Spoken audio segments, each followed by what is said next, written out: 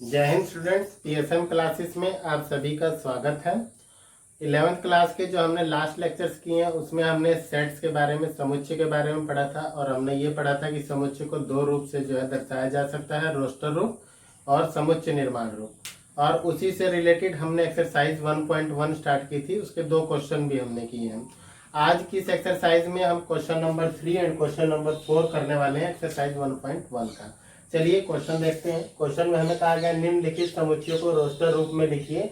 और समुच्चय हमें किस रूप में दिए गए हैं? समुच्चय हमें समुच्चय निर्माण रूप में दिया गया है।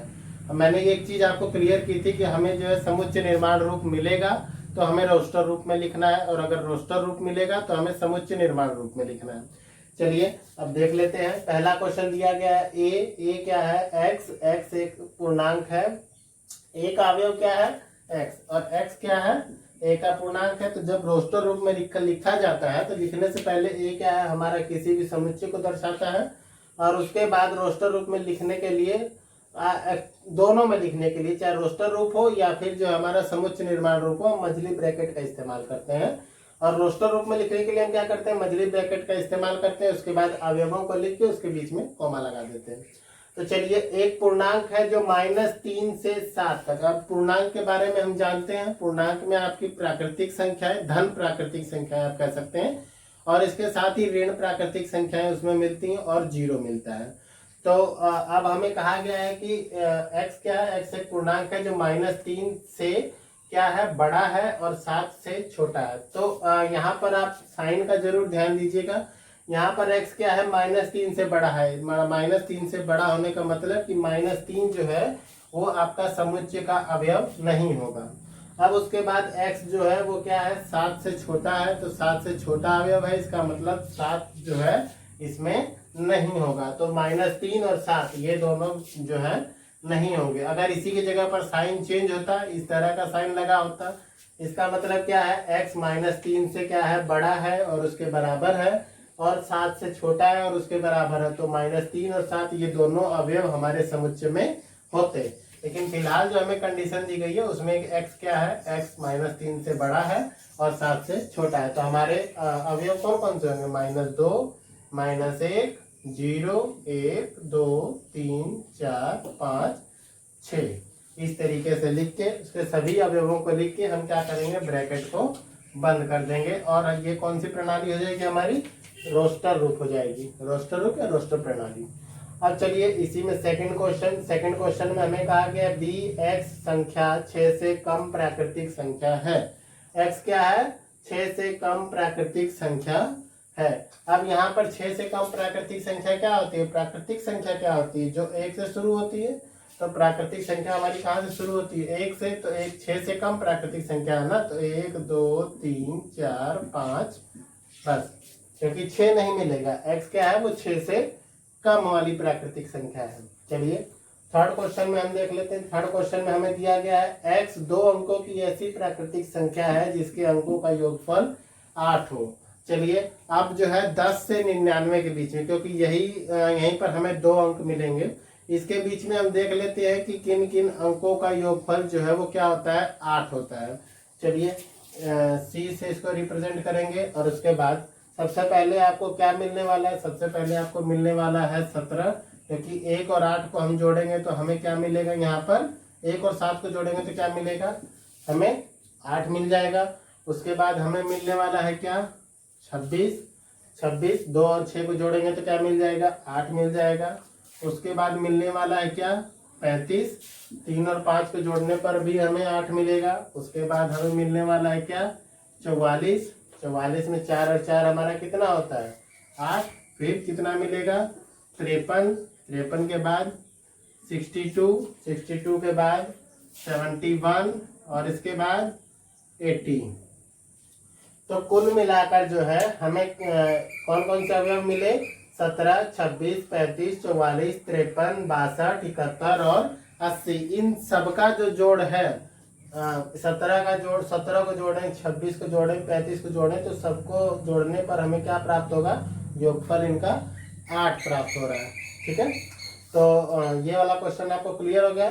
चलिए अब हम करते हैं क्वेश्चन डी। इसमें हमें कहा है x एक अभाज्य संख्या है जो 60 की भाज्य है। अब देखिए अभाज्य संख्या, सबसे पहले हम देख लेते हैं कि कौन कौन सी संख्याएं हैं जो 60 की भाजक हैं। तो यहाँ पर अगर 60 के भाजक हम देखें तो दो से जो है, दो जो है क्या होगा, इसका भाजक होगा, 3 भाजक होगा, 5 भाजक होगा, 6 भाजक होगा, 10 भाजक होगा, और इसी के साथ जो है 12 भाजक होगा, 15 भाजक होगा। इस तरीके से हमें और भी संख्याएं मिलती जाएंगी। लेकिन हमसे पूछा गया क्या कि x एक अभाज्य संख्या है। तो अब देखिए अभाज्य संख्याएं कौन कौन सी आपको मिल रही हैं। अभाज्य संख्याएं हमें मिल रही हैं 2, 3, 5। ये तीनों क्या है, अभाज्य संख्या है। और इसके बाद वाली सभी संख्या कैसी संख्या है, भाज्य संख्या है, जो अपने खुद के पहाड़े से भी भाग होती हैं, मतलब 1 से भी भाग होती हैं, 6 से भी भाग होती हैं। इसके अलावा किसी और अंक से भी भाग हो जाती हैं। जैसे 2 से ये भाग होती है, 3 से भाग होती है, 2, 5, ये 2, 3, 6। तो इस तरीके से हमारी अभाज्य संख्याओं का समुच्चय क्या हो जाएगा, डी बराबर हो जाएगा 2, 3 और 5। चलिए अब फटाफट से हम जो है क्वेश्चन 5 कर लेते हैं। ई में हमें दिया गया है, इस टाइप का क्वेश्चन आप पहले भी कर चुके हैं। इस टाइप का क्वेश्चन हमें क्या है, जब भी आपको कोई स्पेलिंग दी है तो जितने भी अल्फाबेट दिए गए हैं हमें सिर्फ हर एक अल्फाबेट को एक ही बार लिखना है, कोई भी अल्फाबेट रिपीट नहीं करना है। चलिए तो यहाँ पर हमें लिखा है ट्रिग्नोमेट्री। ट्रिग्नोमेट्री में सभी अवयवों, सभी अक्षरों का हमें समूह बनाना है। तो पहला क्या है, टी, सेकंड आर, फिर आई, फिर जी, फिर ओ, उसके बाद एन, एन के बाद ओ रिपीट हो रहा है, नहीं लिखेंगे। उसके बाद एम, एम के बाद ई के बाद टी आपका रिपीट हो रहा है, आर रिपीट हो रहा है, और फिर नेक्स्ट वाला क्या होगा हमारा, वाई। तो इस तरीके से आपको समुच्चय बनाना है। अगर छठवां क्वेश्चन देखें तो छठवां क्वेश्चन सेम ऐसा ही है, बैटर शब्द के सभी अक्षरों का समूह बनाना है। तो ये आपके लिए क्या रहेगा, होमवर्क रहेगा। आप कमेंट सेक्शन में इसका आंसर जरूर कमेंट करें। अब उसके बाद जो है फोर्थ क्वेश्चन को हम करेंगे। फोर्थ क्वेश्चन में हमें दिया है कि निम्नलिखित समुच्चय को समुच्चय निर्माण रूप में व्यक्त कीजिए। तो हमें रोस्टर रूप में दिया गया है, उसे हमें समुच्चय निर्माण रूप में व्यक्त करना है।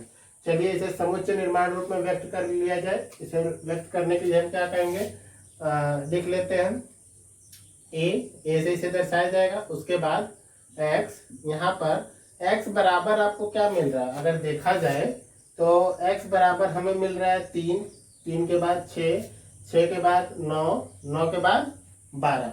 तो 3, 6, 9, 12। यहाँ पर x आपको क्या मिल रहा है, x बराबर आपको मिल रहा है 3n। क्या मिल रहा है, 3n। और यहाँ पर n आपका क्या है, n क्या है, यहाँ पर n जो है वो क्या है, 1 से बड़ा है और 4 से छोटा है। और n belongs to natural number, और n क्या है आपका, प्राकृतिक संख्या है।